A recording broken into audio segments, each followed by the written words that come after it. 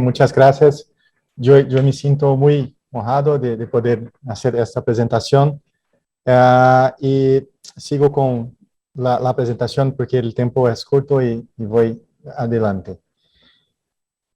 Yo me llamo Washington Segundo y trabajo en el Instituto Brasileño de Información en Ciencia y Tecnología. Y yo voy a hablar entonces sobre datos abiertos, pero también con un contexto de ciencia de datos y repositorios abiertos. Entonces, yo voy a intentar hacer una historia mostrando un poco de dónde venimos para llegar até datos de investigación, quién somos y para dónde vamos con estos temas. Entonces, nosotros empezamos con el acceso abierto a la información científica, que es hecho por dos vías, la vía verde y la vía amarilla. Y notamos que en estos temas hay al menos 3 elefantes en la habitación. El problema de la evaluación, que Alejandro ya ha hablado recientemente. El problema de las infraestructuras que tenemos que tener para compartir la información científica y de investigación.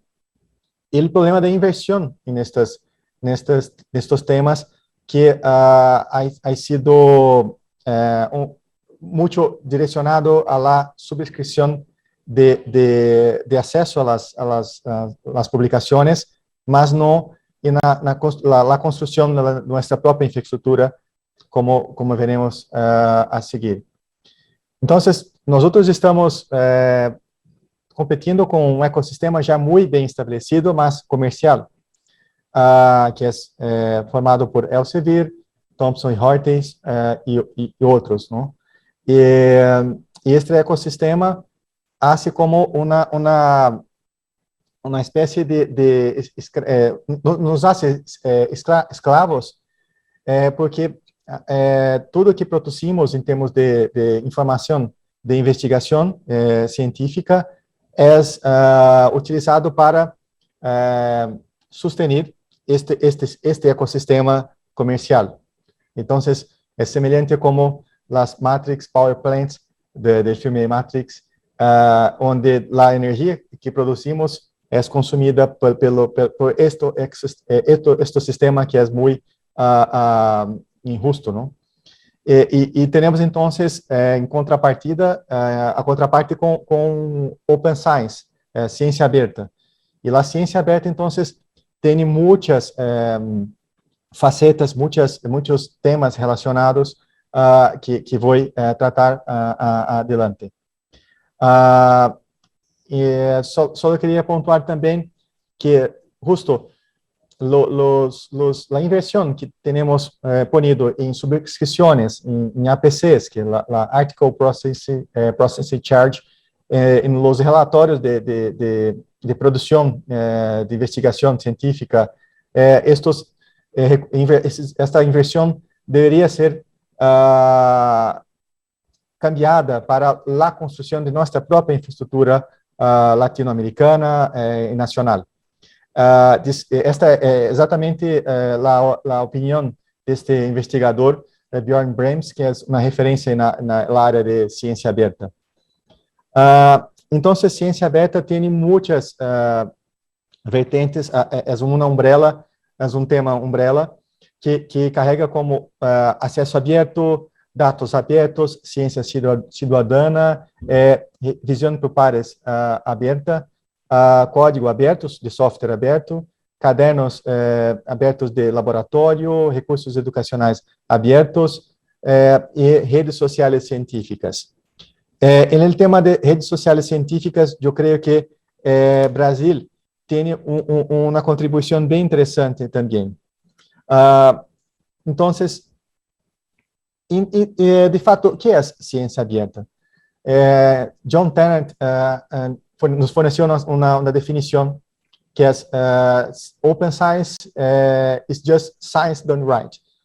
O que significa é que ciência por si só é aberta. E nós outros é que la cerramos para fins comerciais. Então, temos que retornar à gênese de ciência, que é, de fato, aberta.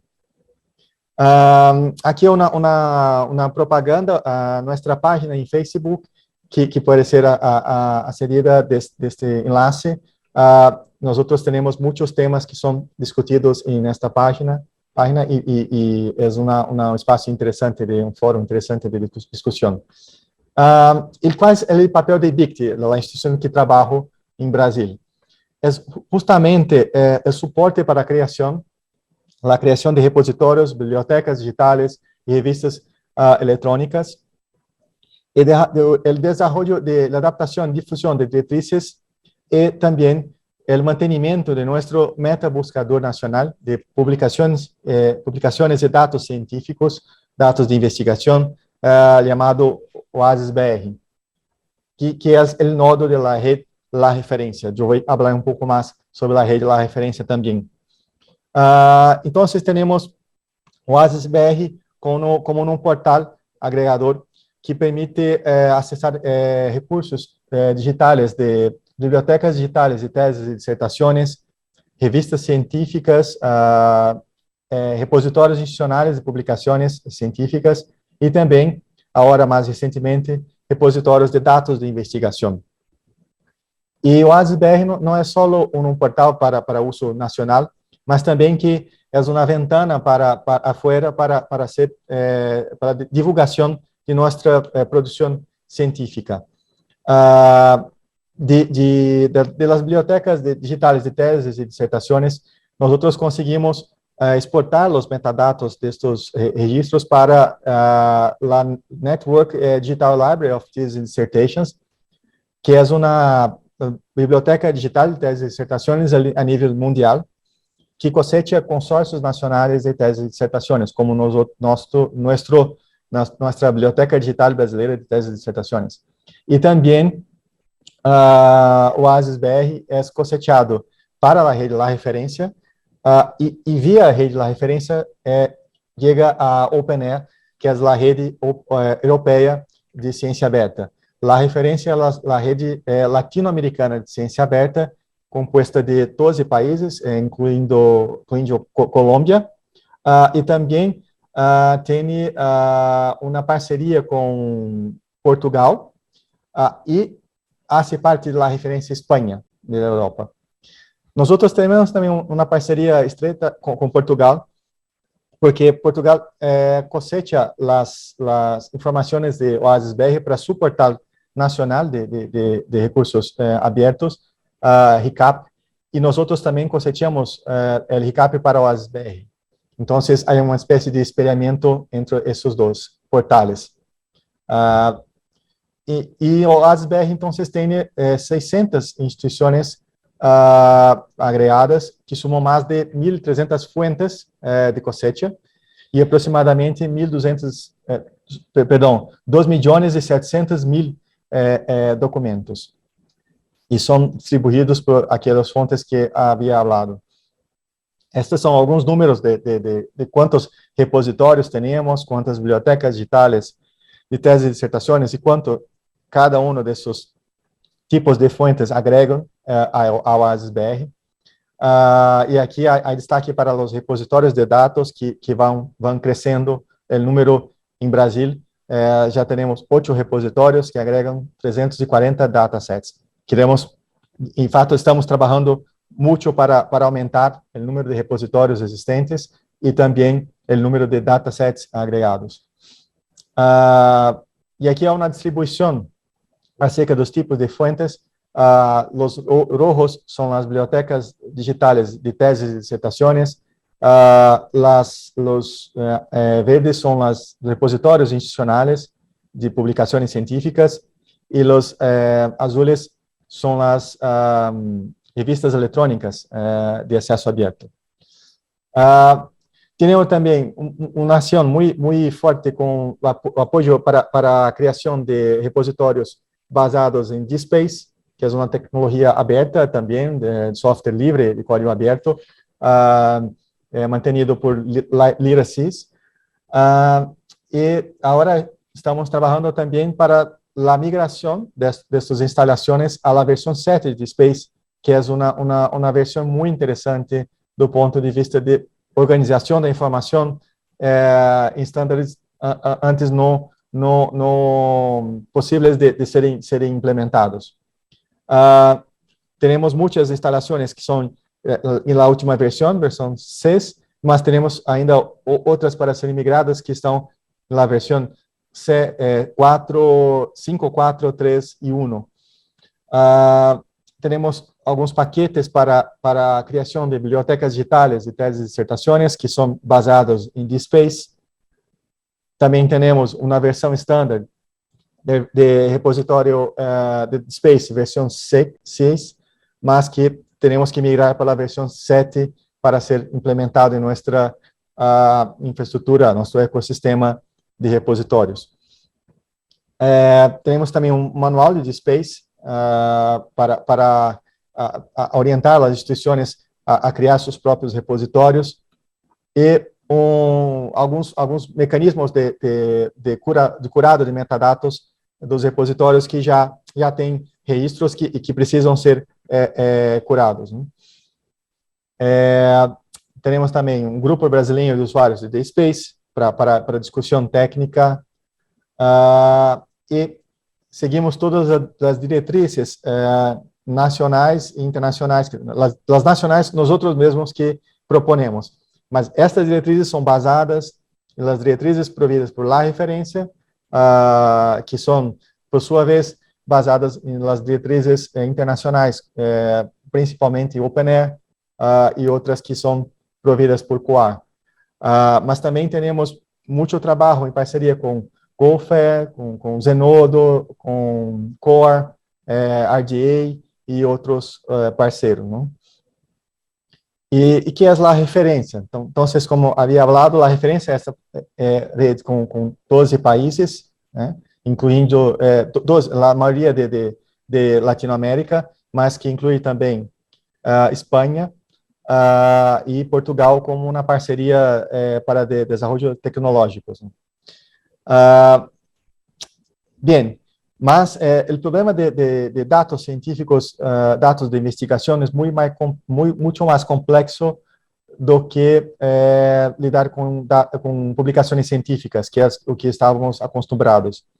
Então, os dados de investigação variam em dimensão, a descrição também varia muito dependendo da área de conhecimento. Os formatos também de dados são muito distintos e o ciclo de vida dos dados também é totalmente distinto das publicações. Então, por que enfrentar esse problema de criar um repositório de dados se é tão difícil de manejar dados ao invés de publicações? É porque compartilhar e reutilizar dados é uma coisa muito importante, porque possibilita principalmente a questão de arrojo de recursos. Uma cosecha não tem que ser hecha mais de uma vez.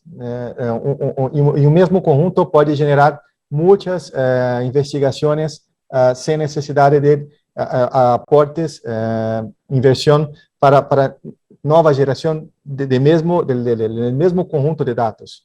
Então, também há a possibilidade, uma vez que tem um repositório de dados em sua instituição, de fazer curação desses dados, de aumentar a visibilidade da instituição, porque uma vez que tem um repositório desses, é uma ferramenta política também.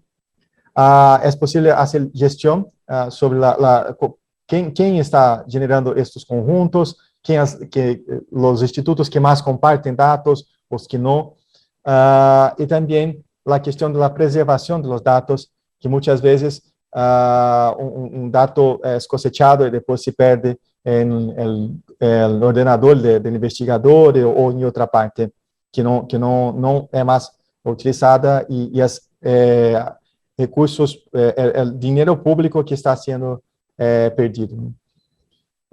Então, temos ha sido muitas alianças para construir uma rede brasileira de repositórios de dados de investigação. Uma delas muito importante foi a aliança dentro de OGP, que é a Open Government Partnership, em Brasil, para estabelecer mecanismos de governança de dados científicos, dados de investigação, para o avanço da ciência aberta em Brasil. Trabalhamos muito mesmo, mesmo com instituições muito importantes como Embrapa, que é a principal instituição de pesquisa, de investigação agropecuária em Brasil. Também CNPq, que é a principal agência de financiação brasileira. RNP, que creio que é o equivalente de Redcall em Colômbia. Também outras instituições como Fiocruz, que é a principal agência de financiação, Instituto de Investigação em Saúde, e outras bem interessantes como Cielo e outras mais. E tivemos muitos retos para isso, e teriam prazos para serem executados, e foram executados nesses prazos. Eu não vou passar a descrição de todos eles, pero nós percebemos que o principal problema é que não há repositórios de dados para os investigadores depositarem seus dados. Então, começamos por construir essa infraestrutura de repositórios em Brasil. E mais que isso, construir repositórios que poderiam, de fato, serem úteis para a comunidade de investigação científica. Porque, muitas vezes, um conjunto de dados pode ser depositado de maneira muito pobre, descrita, e isso não favorece a reutilização dos dados. Então, isto é um ponto muito importante que é tratado muitas vezes pelas diretrizes FAIR e outras mais. E outra coisa importante também é que sempre que levantamos o tema de dados, há sempre exceções, não? Há dados que não devem ser compartilhados. Por exemplo, os dados sensíveis, também os dados que podem gerar patentes, e também há dados que são muito difíceis de serem tratados. Pero estes conjuntos são muito restritos a 20% dos conjuntos existentes. Nós temos 80% da cola larga, long tail, que poderia ser tratado desde já. E podemos começar a tratá-los, e já estamos fazendo, mas só pensar em atacar estes 20% mais adiante, quando temos mais maturidade para fazê-lo. Então, sempre que alguém levanta esta dúvida se isso funciona ou não, sim, funciona para 80% dos casos, aí 20% que não, mas adiante trataremos também os 20%.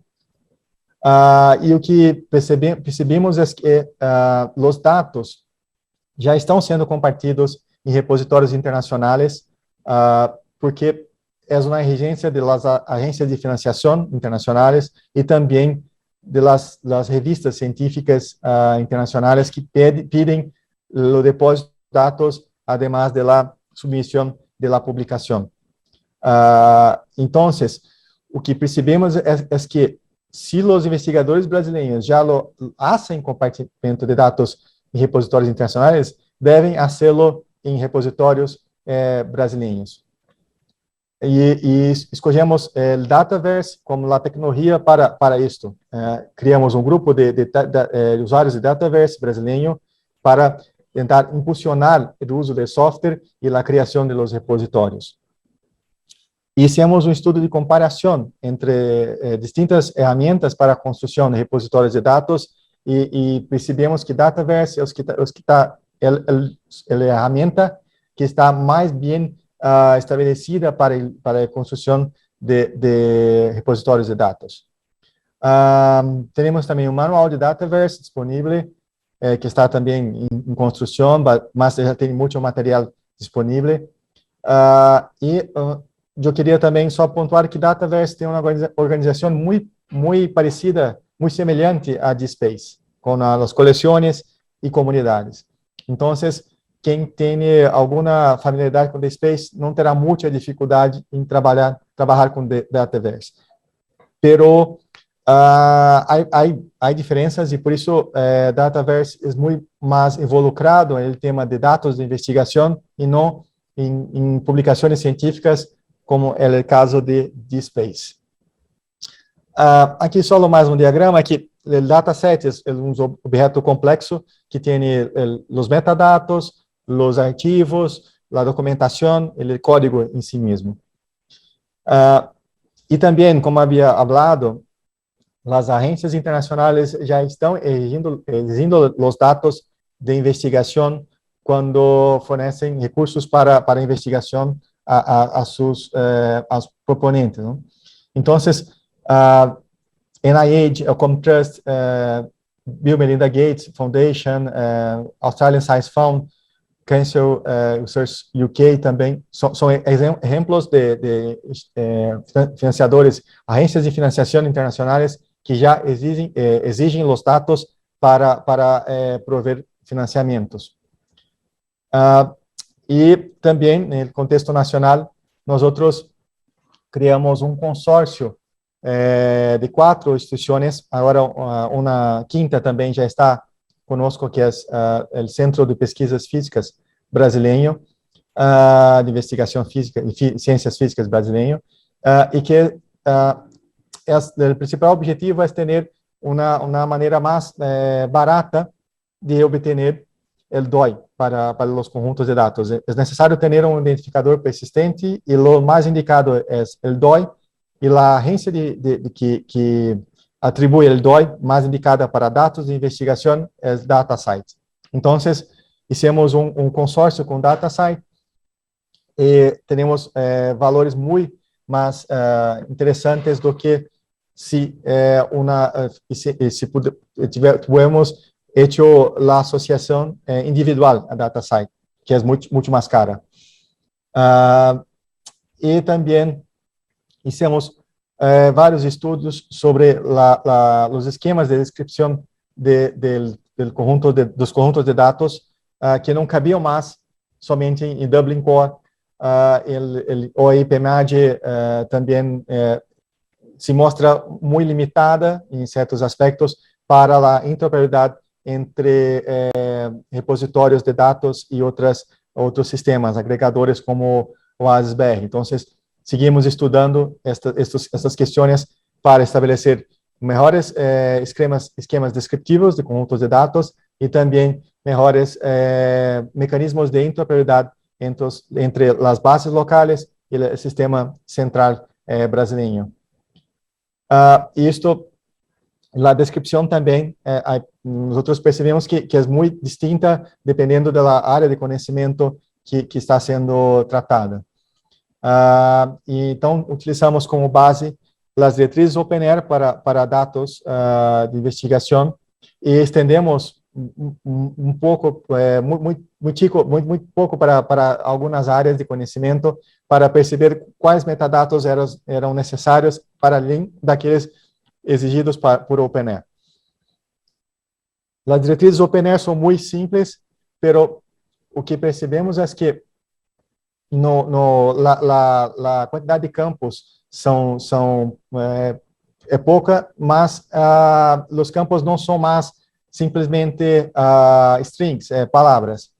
São campos complexos que podem carregar informação adicional da entidade que está sendo descrita. Então, por exemplo, um creator, um autor pode ser simplesmente uma palavra, como Miller John, pero também pode ser uma palavra, Smith Jane, com uma afiliação associada, OpenAIRE, e também um name identifier que é dado por esquema SNI. Então, agora é possível carregar mais informação do que a informação solo de una frase, una palabra, como era en el esquema Dublin Core. Ahora tenemos también las directrices para repositorios de datos y publicaciones científicas que fueron traducidas de OpenAI de inglês para português, e também alguns documentos um documento que hicimos especificamente para repositórios de dados, que pode ser aproveitado e barrado neste link. E há muito trabalho na construção de repositórios de dados. Agora mesmo estamos construindo um repositório para a CNPq, a agência de financiação que havia falado. Também há um repositório de dados para a IBICT e outras redes, uma rede de São Paulo, promovida por FAPESP. Também há repositórios já em fase final em Fiocruz, em Embrapa, e outros também, como outros institutos importantes, e também a própria RNP está construindo seu repositório. E a ideia é que devemos ter uma rede que é descentralizada, não, com vários repositórios que são agregados por outros, e também tem pontos centrais de agregação, como o ASIS-BR e o portal de la referência, pero em um futuro próximo, eu creio que chegaremos a um esquema como um tecido que permite que qualquer repositório pueda se comunicar com seu vizinho e fazer troca de metadados ou de objetos digitais, como no modelo distribuído. E por fim, nesta primeira parte, eu vou falar em duas partes, da apresentação. Eu apresento também um esquema, um modelo muito interessante, onde qualquer objeto involucrado em ecossistema científico passa primeiro por um repositório, é depositado em repositório, e a partir daí, adelante, teremos capas que permitem a publicação deste recurso digital do repositório,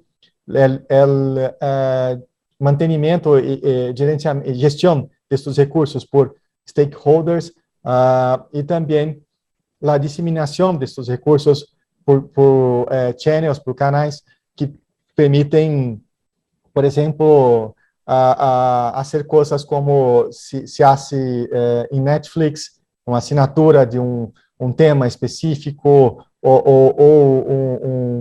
por exemplo, um investigador que quer seguir para saber quais são as publicações que tem hecho, ou quais são os dados que tem generado, e desta maneira tem uma espécie de ecossistema bem estabelecido.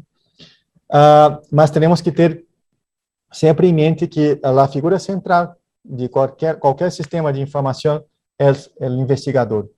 O investigador tem que se sentir que sua atividade tem que passar por estes sistemas e que necessita desses sistemas para fazer sua atividade de investigação.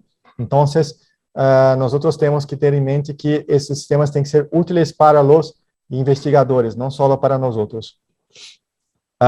E agora passo à segunda parte, que é uma parte destinada a um projeto que estamos desenvolvendo, que se chama BR-CRIS, que é o Ecossistema Brasileiro de Investigação Científica. CRIS é um acrônimo para Current Research Information System, que é um termo que vai ser explicado mais adiante. Então, a ideia é abarcar, involucrar todo o ecossistema da investigação científica brasileira. Este é um projeto que vem sendo planeado desde 2015, mas que só agora, em 2020, conseguimos começar sua implementação. Temos um grande time para fazê-lo, e a ideia é que o ASIS-BR está muito destinado ao tratamento e organização dos resultados da investigação. Está muito aqui nesta caixa. Mas BR CRIS tem la mira las informaciones de proyectos de investigación, las informaciones providas por organizaciones de investigación, las agencias de financiación, los investigadores en sí mismos, las infraestructuras de laboratorios y equipamientos, ¿no? Que generan como resultados de investigación conjuntos de datos, patentes, softwares y también los artículos, tesis, disertaciones y otros más. Entonces, nosotros reaprovechamos la infraestructura de la referencia, de la plataforma de la referencia, para hacer la cosecha no solo de repositorios y revistas y repositorios de datos, mas también de plataformas de gestión de información académica. Entonces, Brasil tem uma plataforma Lattes, que é uma plataforma muito grande de perfiles de investigadores. Esta plataforma tem como 7 milhões de perfiles. E também há destaque para a OpenAir Research Graph, que é uma plataforma internacional de grafo de investigação que permite também fazer a conexão entre a produção científica brasileira e a produção e os sistemas científicos, de gestão científica internacionais. Bem, a referência hace a agregação de distintas bases de informação científica e permite a exportação para APIs semânticas e também para o sistema vivo, que é uma interface de recuperação da informação muito interessante. E também para dashboards e painéis de indicadores que são gerados com a tecnologia chamada Kibana, que tem um motor de busca chamado Elasticsearch. Então, temos o Vivo já de teste, e por meio de Vivo conseguimos fazer o mapeio de distintos investigadores e suas colaborações com outros investigadores. Também temos a visualização das áreas de investigação de determinado investigador. Temos dashboards, painéis que permitem fazer agregação e indicadores para revistas científicas, para teses e dissertações, para publicações científicas, e também agora estamos trabalhando para construir painéis que exibam redes de colaboração mais extensas. Outro ponto muito importante este projeto é o modelo semântico que é adotado. Este modelo é basado na ontologia Vivo, que é uma ontologia muito bem estabelecida e que foi estendida para o caso em que necessitamos inserir entidades exóticas ao sistema, que não estavam previstas na ontologia Vivo, mas que são muito importantes no contexto brasileiro. Por exemplo, Graduate Program é um exemplo que temos que añadir ao sistema para poder ser compatível com nosso contexto nacional. E temos as frentes de ação. Então, para revistas, temos que trabalhar as novas métricas em revistas científicas, como o Alejandro ha hablado.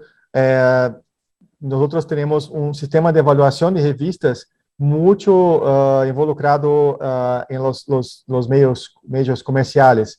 Então, precisamos ser independentes destes relatórios providos pelas mesmas empresas comerciais que lucram com a boa avaliação de suas revistas, não?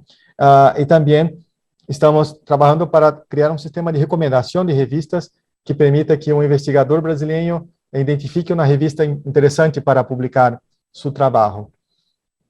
Também teremos um trabalho importante com as instituições, as organizações de investigação e sua colaboração no cenário internacional e também colaboração nacional para medir como a investigação é feita de modo colaborativo.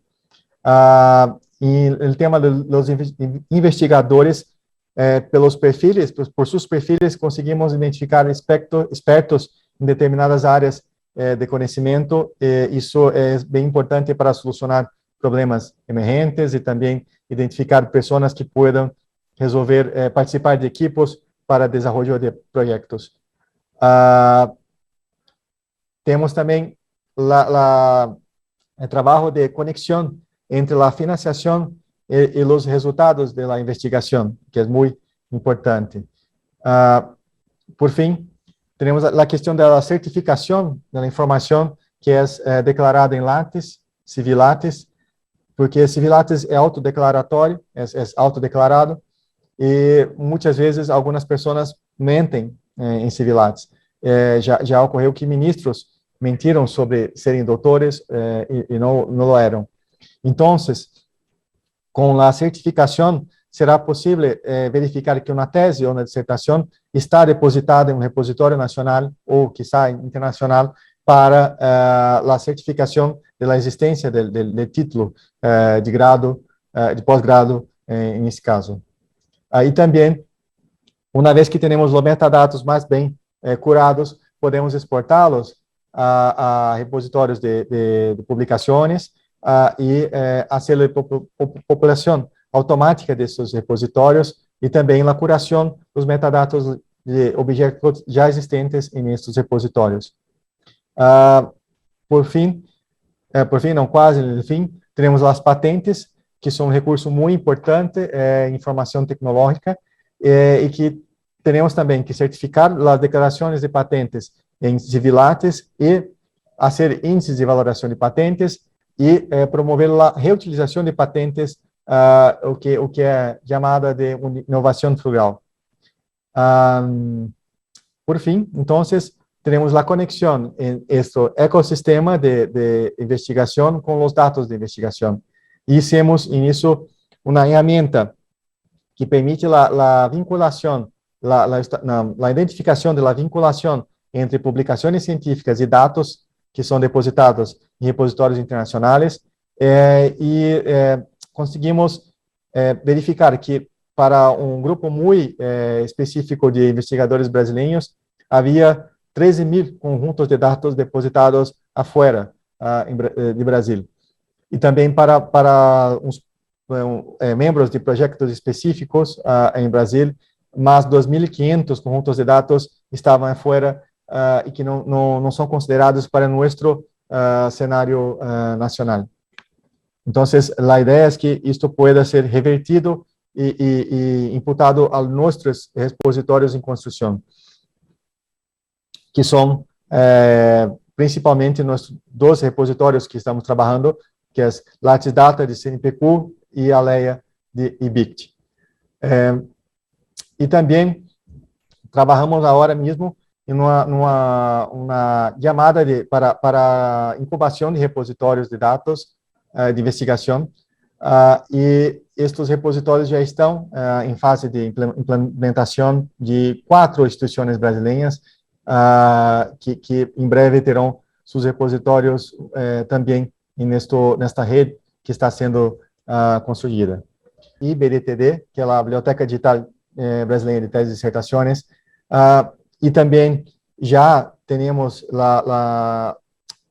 um trabalho interessante entre os dados de investigação e também os repositórios de publicações científicas e as revistas científicas eletrônicas. E agora com BRCRIS, nós verificamos que o Brasil tem uma grande vantagem, porque apesar de todas as dificuldades que temos, projetos, redes e sistemas de informação em CT, temos estas ferramentas já bem estabelecidas e robustas e completas que necessitam ser trabalhadas, mas já as temos. Então, é ao mesmo tempo difícil, porque temos que adaptá-las para fazer a interoperabilidade, mas há que considerar toda a monstruosidade de informações que já temos para estes sistemas. E teremos que trabalhar fortemente, então, na interoperabilidade, os padrões de interoperabilidade, e o intercâmbio aberto de publicações de dados de investigação. E com isso também podemos generar indicadores para cambiar este processo de avaliação a nível nacional. E, com isso, finalizo e gostaria de dizer muitas graças por poder partilhar essa apresentação. Eu estou aqui para as dúvidas e perdão por mi portunhol malo. Muchas gracias, doctor Washington, por su interesante conferencia. Vamos a revisar aquí si tenemos algunas preguntas de nuestros asistentes. Listo, tenemos la primera y dice así: ¿qué estrategias han usado para concientizar los investigadores de esta forma de compartir sus datos y cómo los han articulado con el trabajo de las instituciones y del gobierno? Sí, bien, la primera parte, nosotros estamos haciendo muchos webinars y divulgación de nuestro trabajo, entonces, de esta manera, estamos tentando involucrar a los investigadores en nuestro espacio. Y también la continuidad de la primera parte de la pregunta, yo hablo que las sociedades científicas brasileñas estão sendo chamadas para participar daquele compromisso com o ORP para trabalhar a investigação, o cambio de avaliação em la investigação. Então, nós estamos tentando involucrar os investigadores por meio destes webinars e também por meio de las associações científicas em nossos grupos de trabalho. Não é uma tarefa fácil, pero é necessário fazê-la. E também a articulação com as instituições governamentais são hechas muito no sentido de criar estes grupos, como em ORP, e também por meio de acordos de cooperação multilaterais ou bilaterais para a construção deste consórcio nacional de indicadores persistentes, ou como DOI, ou também para a construção de repositórios de dados, como é o caso de CNPq, onde teremos um acordo de cooperação entre CNPq e BICT. Tenemos una segunda y dice así: en el caso de las bibliotecas, se van a abrir para el público en general. ¿Algunas tienen restricciones de acceso a los documentos en línea? Sí. La idea es que cualquier documento puede ter acesso em linha. Porque o acesso aberto é isso, não? Você pode aceder não só os metadados, mas também os objetos digitais em linha. E isso permite um impulsionamento muito grande da ciência, porque não é necessário ter nenhum tipo de pagamento para acesso a essas publicações. Bueno, miremos si tenemos una tercera pregunta del público. Regálanos por favor unos segundos. Ok, no tenemos más preguntas por el momento. Doctor Washington, muchas gracias por este importante tema que claramente presenta un gran avance para Brasil y se muestra como un componente importante de implementar en este proceso de la ciencia abierta. Muchísimas gracias. Eu que agradeço muitíssimo e estou à disposição quando queiram. Muitas graças.